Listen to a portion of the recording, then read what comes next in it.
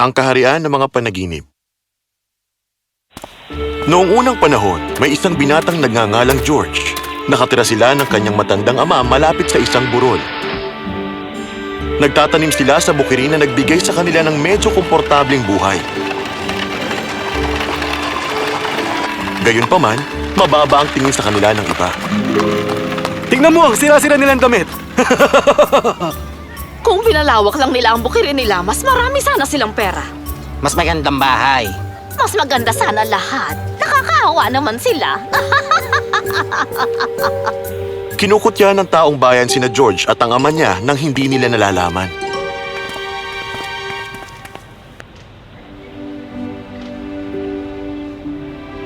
Salamat, George. Bakit ba hindi nyo na lang palaguin pa ang mga bukirin nyo? Mas maganda ang buhay nyo, tsak yun. At di magmumukhang kawawa.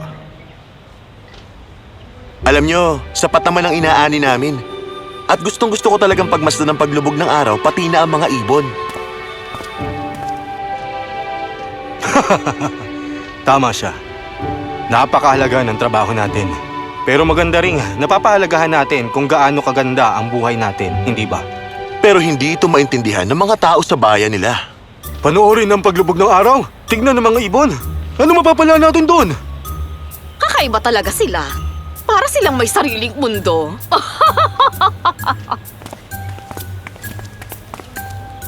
Hindi naman talaga kakaiba si George at ang tatay niya. Sadyang iba lang ang pananaw nila sa buhay. Araw-araw nilang pinanonood at pinakikinggan ang kalikasan habang pinapamalas nito ang taglay na kagandahan.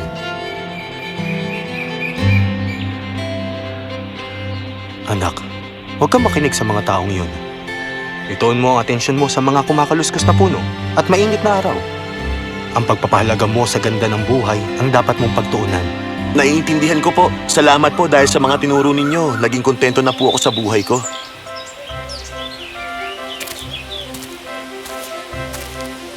Kayang maintindihan ni George ang mga ibon kung paano huminga ang mga puno. At ang mga munting sorpresa ng mundo. Hindi naiintindihan ng ibang kagandahang ito. Tahimik lang to pero kahanga-hanga. Pero kasabay ng paglipas ng panahon ang pagkawala ng kanyang ama.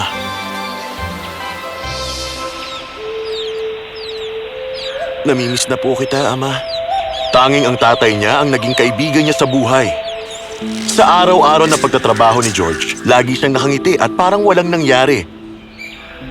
Pero sa kabila nito, labis na kalungkutan ang nararamdaman niya. Ay, ang ganda ng kalangitan. Siguradong magugustuhan ni Amang na makita ito. Aba!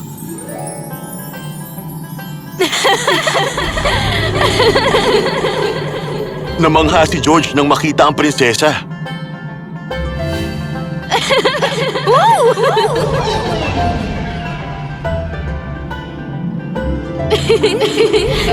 Saluhin mo to! Naku, teka lang. Patuloy ang prinsesa sa pag-swing sa gitna ng mga bituin sa langit. Inahagisan niya si George ng rosas sa tuwing makakapag-swing siya pabalik sa mundo. Hindi siya makapagsalita sa sobrang pagkabigla.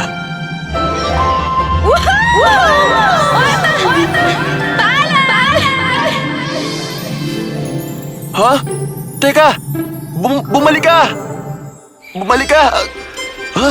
Panaginip lang pala. Pero, ano tong mga to? Nagulat si George nang makita niya napapaligiran siya ng napakaraming mga rosas. Pero, panaginip lang nga ba talaga yun? Hindi kaya hinulog yun ng mga ibon sa akin? Ay. Nagtrabaho siya ng husto nung araw na yon. Pero kinagabihan, naulit na naman ang panaginip niya. Nandito ako ulit. Kumusta, George? Ikaw yun, yung nasa panaginip ko. Teka, alam mo ang pangalan ko? Siyempre naman alam ko. Nasa panaginip mo ako, hindi ba? Ako nga pala si Prinsesa Sadira. Ganun ba? Sabihin mo, ano panaginip to? Alam mo, ang panaginip mo ay tungkol sa lahat ng iniisip mo. Tulad ng mga isdang nandun. Pati na ang mga lumulutang na apple pies doon. Oo nga, paborito ko yun. Mahilig din ako sa apple pie, ha? Nakabisita na ako sa panaginip ng maraming tao. Pero ito, ang unang beses na may napuntahan akong tao na may parehong hilig ng kagaya ng sakin.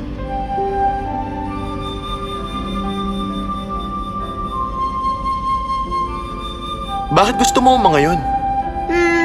Halika rito. Woo! Oh! Wow!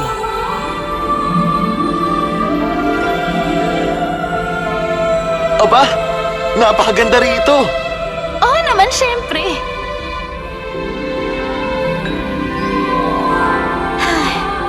Kaya gustong-gusto ko sa panaginip mo. Eh, ikaw? Ganon din ang nararamdaman ko. Gabi-gabing nakikita si George at ang prinsesa sa kanyang panaginip. Sa paglipas ng panahon, naging malapit sila at nahulog ang loob sa isa't isa. Ay, ang daya naman ito. Sa panaginip lang kita pwede makasama. Paano kung sabihin kung makikita mo ako sa isang lugar? Talaga? Saan naman yun? Mahal mo ba talaga ako?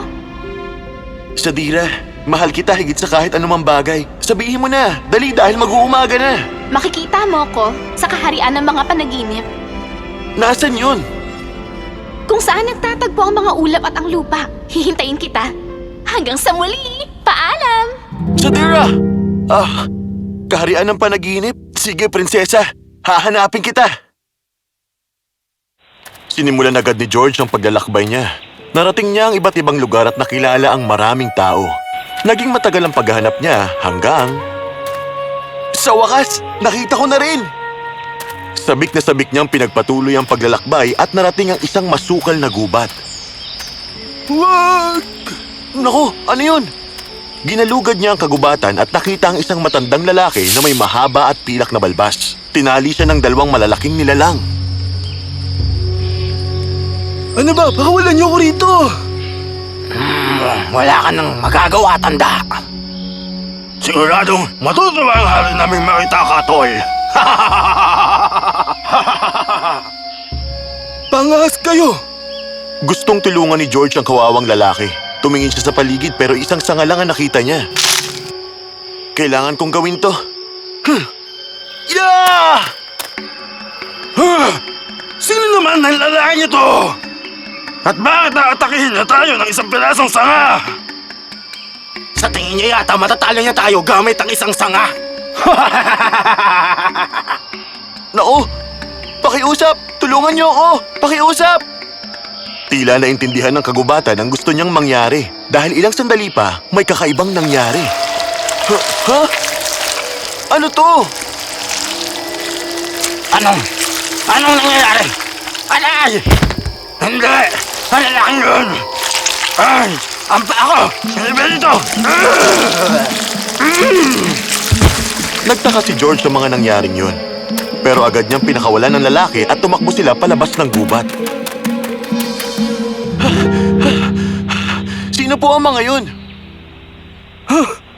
Makakampon sila ng masamang hari ng realidad. Hari ng realidad? Tama. Galit siya sa akin. Oo nga pala. Nakalimutan ko magpakilala sa'yo.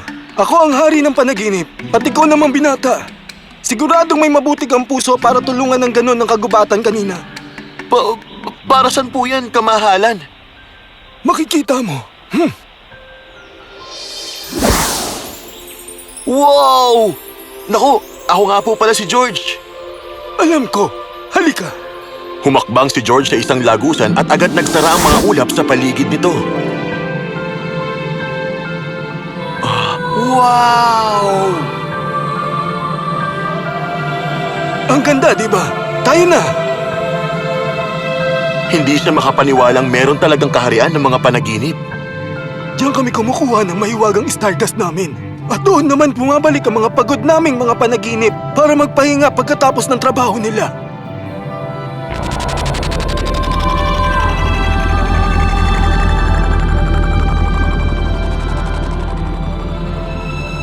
At yan ang research department para malaman namin dito sa kaharian kung may mga bago kayong mga fairy tales na nagawa. Ang galing! Ano po ang mga yon?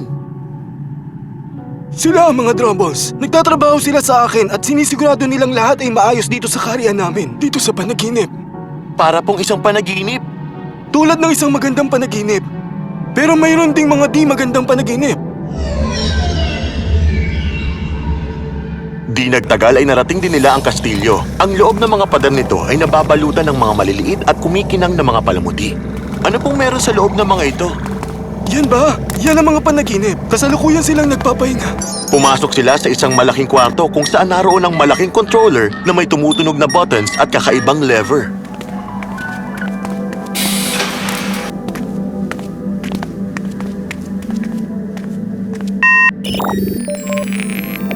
Ganito ko kinokontrol ang mga panaginip.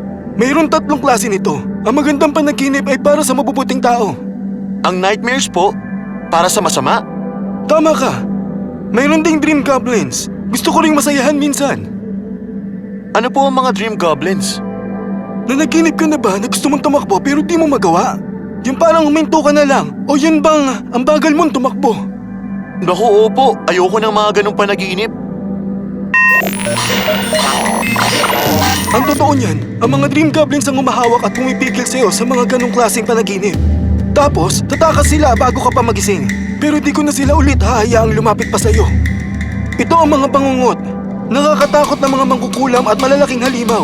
Pinapadala ko sila sa mga taong masasama para turuan sila ng leksyon. Tulad ng batang ito, binuli at kinuha niya ang sandwich ng isang bata. Kaya tignan mo ngayon kung anong gagawin ko sa kanya. Isang sandwich monster! Pumunta ka sa panaginip ng isang batang si Charlie. At ngayon, panoorin natin sila.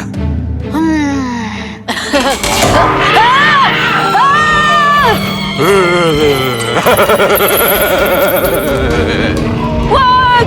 Layuan mo ako! Ah! Kawawang bata. Sana matuto na siya at huwag na kumuha ng sandwich ng iba. Sana nga. Ito naman, ang magagandang panaginip. Lahat ng magagandang diwata sa aming kaharian. Ang mga tutang ito at mga rainbow ponies. Napakaganda po nila. Tunay na... Aba! Ang prinsesa! Oo, si Sadira. Pinadala ko siya sa'yo nung malungkot ka dahil sa pagkawala ng iyong ama. Pwede ko po ba siya makausap?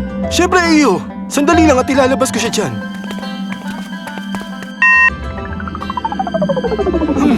Eto na siya. Nako! George! Sadira! Ikaw nga talaga yan! Sobrang saya ng dalawa na magkasama ulit sila at mahigpit nilang niyakap ang isa't isa. Pwede ka muna magpahinga, Sadira. Ipasyal mo muna si George sa kaharian natin. Kaya naman, nilibot ni na Sadira at George ang buong kaharian ng mga panaginip. Masaya silang naglakbay at nag-usap sa piling ng bawat isa. Marami silang napuntahang magagandang lugar at panaginip. Medyo matagal na rin silang namamasyal kaya naman, hindi mapakali ang hari. Oras na para bumalik si Sadira sa kastilyo. Trouble, P-54. Pabalikin mo na si Sadira at si George rito.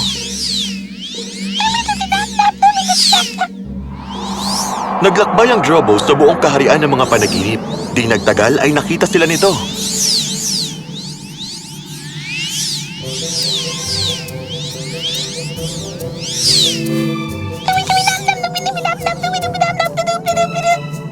Ano? Nako, hindi! O sige, Trouble. May problema ba? Kailangan na akong ipadala ng hari sa panaginip ng isang tao at ikaw, kailangan mo nang umuwi.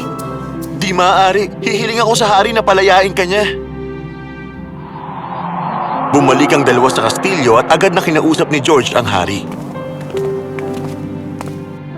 Kamahalan, mahal ko po si Sadira at gusto ko po na siya ang maging asawa ko. Ano? Pero siya ang pinakamagandang panaginip dito sa kaharian. Pakiusap, pagbigyan niyo na ang hiling ko. Sige na po, kamahalan. Tiningnan ng hari ang dalawang nagmamahalan at pumayag din sa wakas. Oh sige, malaki ang utang na loob ko sa iyo dahil sa niligtas mo ang buhay ko. Pwede mo nang isama si Sadira. Kapag pumasok kayo doon sa portal, magiging tao na kayo. Kamahalan, maaari po bang humiling na mabigyan niyo ako ng isang palasyo? Meron lang po akong isang kubo para sa prinsesa ko. Ayos lang sa akin yun, George. Espesyal ka sa akin at dapat kang tumira sa isang palasyo. Hindi kita kayang bigyan ng ganon, George. Tanging hindi nakikitang palasyo lang. Ibig sabihin, kayong dalawa lang ang tanging makakakita nun. Binigyan sila ng hari ng isang nakatuping mapa. At masaya silang sinamahan itong pumasok sa portal na naghatid sa kanila pabalik sa kubo ni George. Buksan na natin ang mapa. Malaki ang mapa at nakatiklop ito ng maraming beses. Pero nang mabuksan nila ito, nawala ang kubo. At lumitaw ang isang mataas at kahanga-hangang kastilyo. Maligayang pagdating sa tahanan natin, mahal ko. Ikaw ang tahanan ko, George. Sana malaman mo na ikaw ang dahilan kung bakit natupad ang mga pangarap ko sa buhay. Masayang nanirahan si George at Sadira sa kanilang invisible na palasyo. Pero, sa paglipas ng panahon, naisip ni George na hindi magandang tumira sila sa isang palasyo na bunga lang ng hindi makatotohanan ng pangarap niya sa buhay.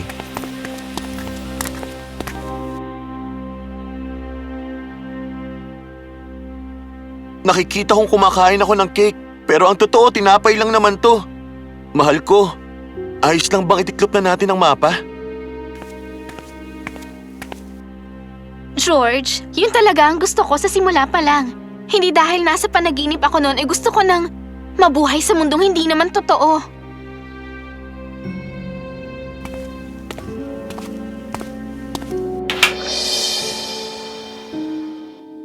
Naiintindihan ko na ngayon. Kung pahalagahan lang natin ang buhay, yun ang magiging pinakamagandang pangarap na makakamit natin. Nakalimutan ko ang tinuro ni Ama sa akin. Mahal kita, Sadira. At mahal din kita, George. At nagsimula na ngang mamuhay sa katotohanan ang mag-asawa. Isang bagay na halos makalimutan ni George kapalit ng magandang panaginip. Maganda ang mga panaginip pero katang-isip lang yon. Hinding-hindi ito may kukumpara sa ganda ng realidad. Kaya, sa susunod na makakita ka ng munting bulaklak o isang magandang paglubog ng araw o ang taong mahal mo, huwag mong kalimutang pahalagahan ang totoong kagandahan ng buhay.